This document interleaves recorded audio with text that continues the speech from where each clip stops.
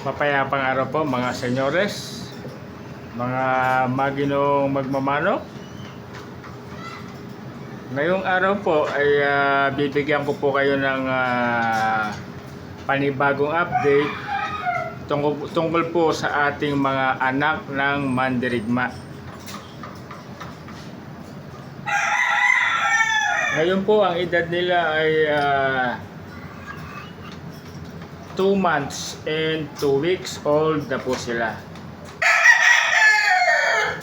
2 buwan at 2 linggo na po ang kanilang edad, ang anak ng mandirigma.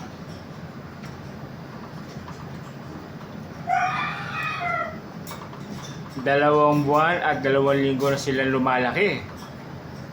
At nakakatuwa na makita na ang kanilang malaking pagbabago.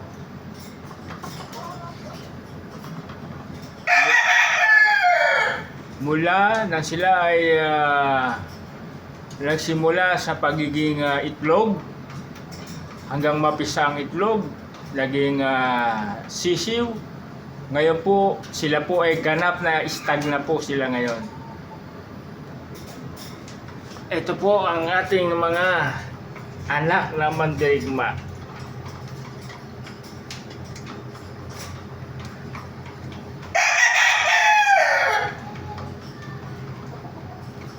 Marami pong salamat po sa inyong lahat na patuloy na sumusuporta at patuloy na sumusubaybay sa journey ng ating anak ng mandirigma.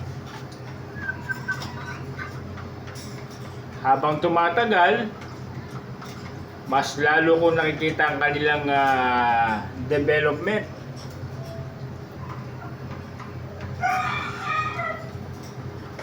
Mas buo na ang kanilang katawan.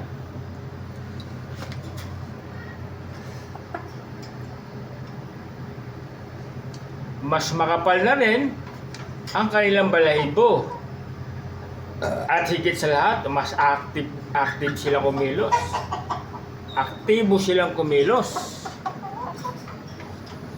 Sa 4 na natitirang anak ng mandirigma, 3 po ang stags. 3 po ang stags at 1 ang pulet. Ito po yung pulet, nag-iisang babae. Ito po.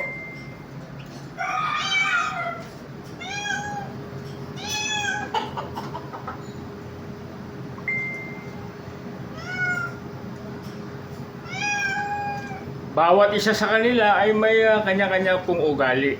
At unti-unti nang lumalabas ang kanilang mga katangian. Mayroon po silang dominante. Ito, dominante po ito. Ito po. Ito, dominante po ito. Meron namang kalmado. Ito, kalmado lang to. Kalmado lang siya. Ito naman, mabilis matuto. Ito, mabilis matuto. At nagpapakita rin itong isang ito ng magandang tindig at magandang pangatawan. Sa ganitong edad, mahalaga ang araw-araw na pag-oobserba at pagmamasid. Dahil dito, nagsisimulang makita ang pagkakaiba ng bawat isa sa kanila. Habang pinapanood ko silang lumalaki, alam nyo po, naalala ko po ang kanilang ama na si Balbas Mandirigma. Bagamat wala na siya rito, ang kanyang dugo ay patuloy pa rin na nananalaytay sa kanyang mga anak. Sana may isa rito na higit pa sa kanila ang magmana ng kanyang magandang katangian. Patuloy ko silang binibigyan ng tamang pagkain, malinis na tubig, mga vitamins at mga supplements. At inaalagaan ko sila at pinapanatili ko ang kalinisan ng kanilang kulungan upang maging maayos ang kanilang paglaki. Ang magandang bloodline ay napakahalaga, pero hindi lamang yun ang susi sa magandang bloodline. Ang kailangan pa rin ay tiyaga, tiyaga sa pag-aalaga,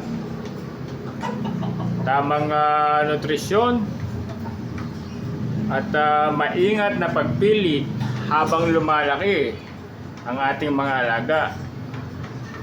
Napakalaking bahagi ito ng ating tagumpay, yung makita ang kanilang paglaki. Hindi natin maaaring husgahan agad ang magiging kalidad ng ating mga batang manok, ang ating mga anak ng mandirigma. Siyempre, habang lumalaki sila, mas malinaw natin makikita ang ilang tunay na potensyal. Sino kaya sa tatlong ito ang magiging alas natin? Ito po ang update ng ating mga anak ng mandirigma sa kanilang edad na 2 months and 2 weeks old. Hanggang dito na lang po, mga senyores, mga maginoong magmamanok. Maraming salamat po sa inyong suporta.